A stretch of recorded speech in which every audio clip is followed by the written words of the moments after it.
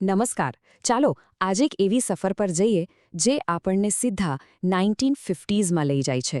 કલ્પના કરો કે દેશના ઇતિહાસનો સૌથી મોટો દિવસ અને તમે એને એક 12 વર્ષના બાળકની નજરે જોઈ રહ્યા છો.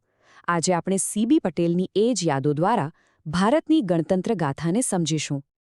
તો ચાલો આપણે સીધા જ એ યાદોમાં ડૂબકી મારીએ. કારણ કે આ કોઈ સામાન્ય યાદ નથી દોસ્તો. આ તો એક આખા દેશના જન્મની વાત છે, એની જીવંત અનુભૂતિ છે.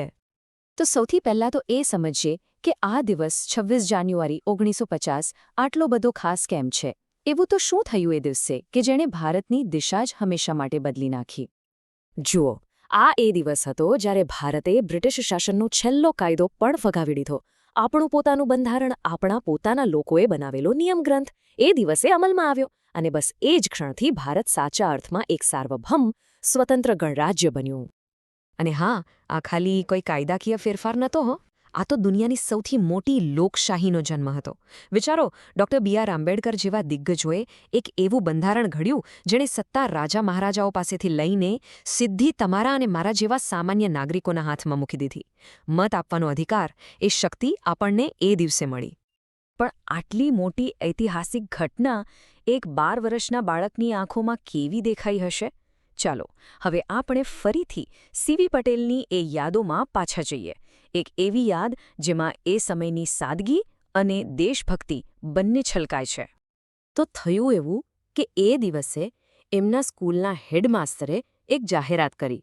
નવા ગણતંત્રની ખુશીમાં દરેક વિદ્યાર્થીને એક ભેટ મળશે. અને એ ભેટ હતી 2 આના. 2 આના. હવે આજની પેઢીને તો કદાચ આના શું છે એ પણ નહીં ખબર હોય, બરાબર ને?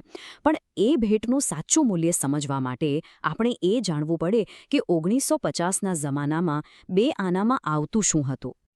આ સ્લાઇડ પર એક નજર નાખો. આ ખરેખર રસપ્રદ છે. 2 આનામાં ત્યારે અડધો પાઉન્ડ એટલે કે લગભગ 225 ગ્રામ દૂધ મળતું. હવે જરા વિચારો, એ જમાનામાં જ્યારે કોઈ પરિવારની આખા દિવસની કમાણી માંડ 2 કે 3 રૂપિયા હોય, એમના માટે આ 2 આનાની ભેટ કેટલી મોટી વાત કહેવાય. પણ સૌથી મજાની વાત તો હવે આવે છે. એમણે એ પૈસાથી કોઈ મીઠાઈ ના ખરીદી.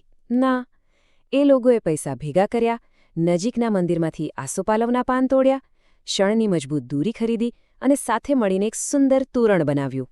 અને પછી એ તોરણને ગર્વથી આખા મહોલ્લામાં લટકાવ્યું. આ બતાવે છે કે દેશભક્તિ એટલે શું?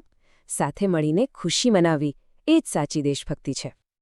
પણ 1950માં જે આશા અને ઉમંગનો સૂરજ ઉગ્યો હતો, એ પછીની સફર કઈ ફૂલોની પથારી નહોતી.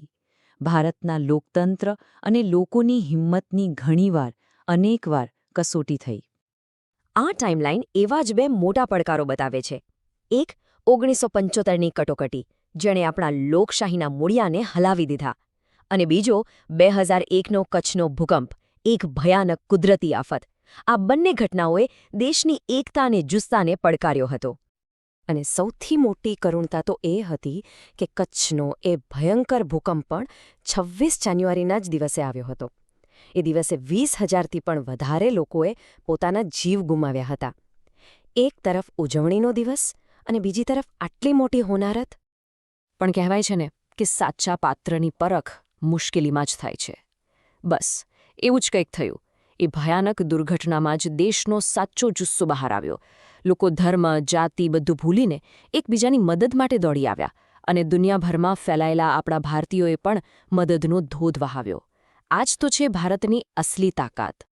તો આટલા બધા પડકારોનો સામનો કર્યા પછી ભારતે વિકાસની ગાડી કેવી રીતે દોડાવી? ચાલો હવે 1950ના એ ભારતથી લઈને આજના ગ્લોબલ પાવરહાઉસ સુધીની આ અદ્ભુત સફર પર એક નજર કરીએ.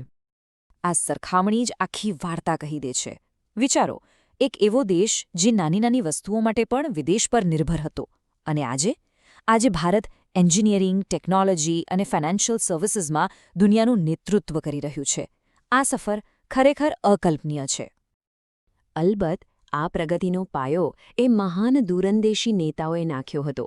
મહાત્મા ગાંધીના સિદ્ધાંતો, સરદાર પટેલનું એકીકરણનું કાર્ય, આંબેડકરનું બંધારણ અને નહેરુનું આધુનિક ભારતનું વિઝન. આ બધા વિના આજનું ભારત શક્ય જ નહોત. તો આ બધું તો થયું ભૂતકાળ અને વર્તમાન. પણ હવે ભવિષ્યમાં શું? 21મી સદીમાં ભારત ક્યાં ઊભું છે અને કઈ દિશામાં આગળ વધી રહ્યું છે? આજની તારીખમાં ભારત વૈશ્વિક મંચ પર એક મુખ્ય ખેલાડી બની ગયું છે. તમે જુઓ, યુકે, ન્યૂઝીલેન્ડ, ઓમાન આવા કેટલાય દેશો સાથે નવા વેપાર કરારો થઈ રહ્યા છે. આ શું બતાવે છે?